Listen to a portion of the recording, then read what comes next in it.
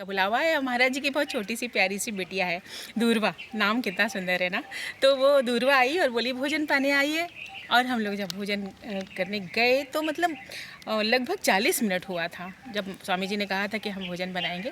और उन 40 मिनटों में हमारी जो थाली थी उस पर जो सामने प्रसाद आया, मतलब वो शायद कभी कभी हमारी रसना जो है ना वो भी उसको महसूस करने के लिए बहुत दंग रह जाती है। तो बहुत ही सुस्वादु हमको रात में प्रसादी मिली।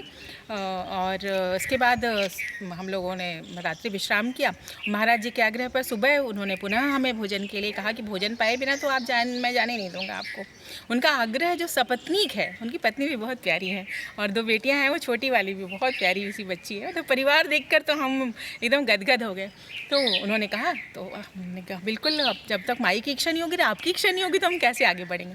तो हम लोगों ने अपना स्नान ध्यान सब कुछ किया और पुनः महाराज जी ने हमें बहुत सुस्वादु भोजन कराया। उनके साथ बहुत गहरे ज्ञान की बातें हुई हैं और बहुत संपन्न और बहुत अच्छे परिवार से हैं, बहुत कुलीन हैं।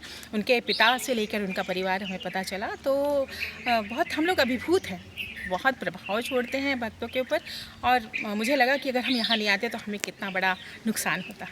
जो हम यहाँ आकर हमने पाया है वो हमारी पूरी यात्रा में इन पर इनफैक्ट हमारे पूरे जीवन में अविस्मरणीय रहेगा। और हम चाहेंगे कि विजय महाराज जी की ख्याति दिनों दिन बढ़े और ज़्यादा से ज़्यादा लोगों को अपने ज्ञान का प्रसार में कर पाएँ।